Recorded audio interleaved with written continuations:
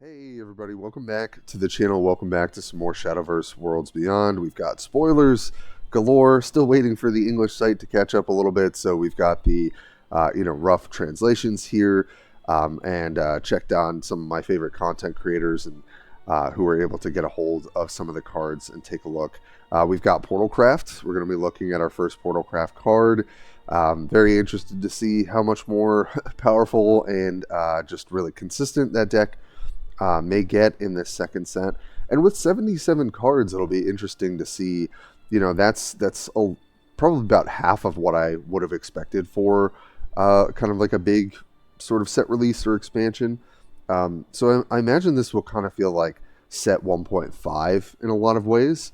But also, I think it will probably change the general class tier list quite a bit, especially after seeing some of these reveals these last couple days. So if you like what you're seeing, want to see more, feel free to like, comment, subscribe, all that good stuff. Other than that, let's dive in. And first up, we've got Cornelia Afterglow of Darkness for Portalcraft.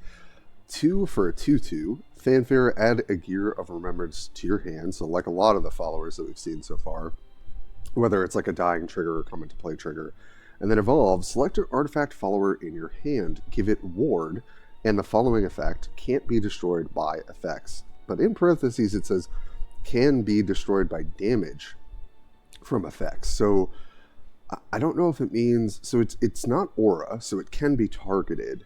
So I imagine Vulse would kill this, and then any other AoE damage would kill that artifact follower. And in terms of artifact follower, that would be one of the fuse pieces, right? Which is really good, right? Giving that ward, giving it the fact that it won't die to the 5-cost spell that says at the end of turn, destroy this, right? And that card's always kind of been a little iffy for the deck, but it gets a little bit of a bump with Cornelia. The clause, it can be destroyed by damage from effects. I just really am curious, like, what exactly that means. Is that just AoE? Does it allow you to target and deal damage? Is it just that it can't be destroyed by, like the Thunder, the Lightning card that destroys the highest, power on the board?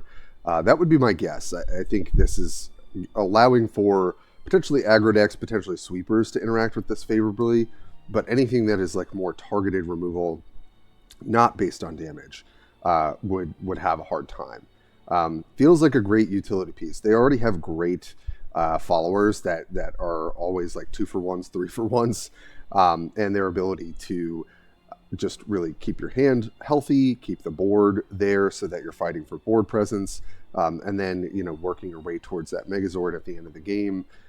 This feels like a great inclusion. I imagine we're going to see this over, I think it's like the 1/3 that has a Fanfare, because this has Fanfare and it's got an Evolve trigger.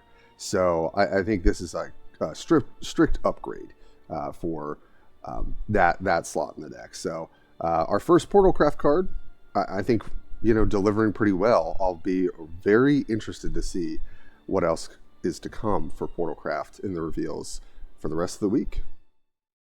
4.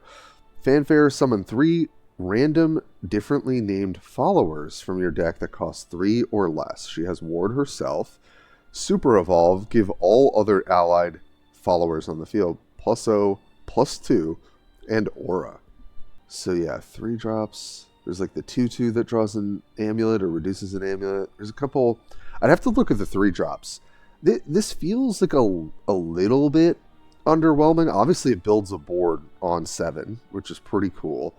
The aura, I think, is just a really obnoxious keyword to deal with when you're running pretty narrowly focused decks. The fact that it doesn't give them ward and she only has ward is interesting to me.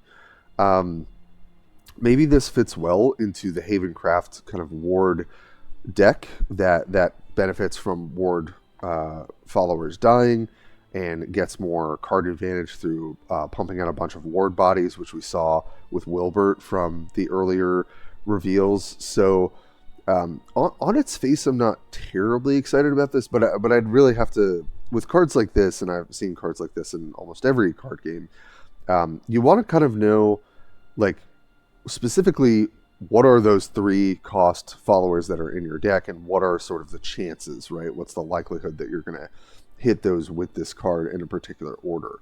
It has to be 3 different ones. So you really want to have, I guess ideally, 3 different 3-drops and have 2 to 3 copies of each, because then this is going to pull 1 copy from each one on 7 play points. So, but +0 +2, obviously getting the stat boost is pretty huge. And then aura, the fact that you can't target them with spells, I have to imagine is pretty relevant. So I think this is probably going to be generically pretty decent. And then it might synergize even better with Wilbert and some of the other kind of like Ward Havencraft support. So we'll see how it goes. Funny enough, we did get an English preview, which is Limega Untamed Wild for Forestcraft. And it was cool seeing this pop up in the Discord server. So 7 play points for a 7/7. Fanfare, select 2 enemy followers on the field, give them can't attack followers or leaders until the end of your opponent's turn. So we're seeing this sort of like lock them up, sort of effects that are coming up. We've seen it a little bit in Sword, and now we're seeing that a little bit in Forest. And then the Super Evolve here, select 2 enemy followers on the field and give them, at the end of each turn, deal 1 damage to your leader and 2 damage to this follower. So if you fanfare, you've got like a nice little effect. That's really nice that up front, this is kind of doing what you need it to, which is kind of slowing your opponent from progressing their game plan while you're trying to combo off as Forestcraft. And then the other piece of it, if you can afford to Super Evolve it, then they're taking damage from these things, right? End of turn, deal 1 damage to your leader, 2 damage to this follower, and it's sort of finishing off whatever the followers might be. So seems like a generically pretty solid card. I think at 7, there aren't a lot of 7-drops that Forestcraft likes to run now. It's mostly like Olivia, because you get quite a lot of value out of her. Helps refill your hand, you gain a little bit of life, and you can Super Evolve something on top of her Super Evolution. So this feels like maybe a card that's going to go in a slightly different sort of Forestcraft deck, where you're playing for more like value trading and not so much about comboing off. Though this does play well with combo too. I just don't know that this would be necessary, right? Which is interesting. Forestcraft like really can get away with not playing legendaries at all, and so I don't really know if this is going to see play in combo, but if there's another kind of archetype that emerges for Forestcraft, which is just kind of like value control, which I think some of the cards lean towards that, then Limega might be really good. All right, next up we got Laura Cruel War for Abysscraft, which I'm always excited to see. So that's 3 play points for a 3/2, so a little aggressively statted there. Fanfare, select an allied follower on the field and give it Bane. Okay, so that's nice, especially in the sense of how many tokens are floating around too. But also if you curve your 2 into 3/2, and then we give that Bane, that's kind of a nice incentive for them to want to trade into it. And then it also has a Super Evolve effect, so you're not really going to see this obviously until later stages of the game. Select an allied follower on the field and give it Storm. This, I have to imagine, is going to be a really, really solid card for the mid-range lists, because really the game plan of Abysscraft so far, from what I see, you play a lot of value. Basically, your win con is going like some amount of chip damage, trying to get some damage in the early game, into like double Kerberos, or Kerberos into having enough like Storm Ghosts to Super Evolve and then like burn their face with the Serpent's spell or something like that.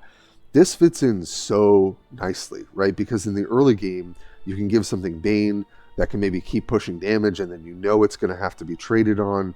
And for Super Evolving, just giving something Storm is just going to be really powerful for this class, because they don't really have great Storm cards, right? You've got the Mummy, which gets it from the Necromancy, and then you've got the 6-drop, which I just generally do not like. It's got Bane and Storm. It's a weird combo. Its stats are like fine.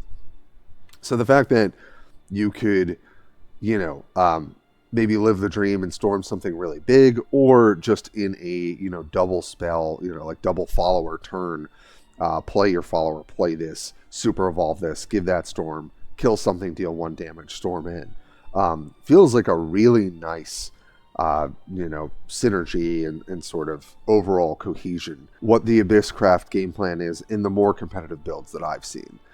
So I think Laura's going to be right at home for Abysscraft. And last but not least, we've got Cynthia, 4 play points, 4/3, Fanfare, summon 2 fairies, very nice, up front, and evolve, give all of your pixies +1/+0.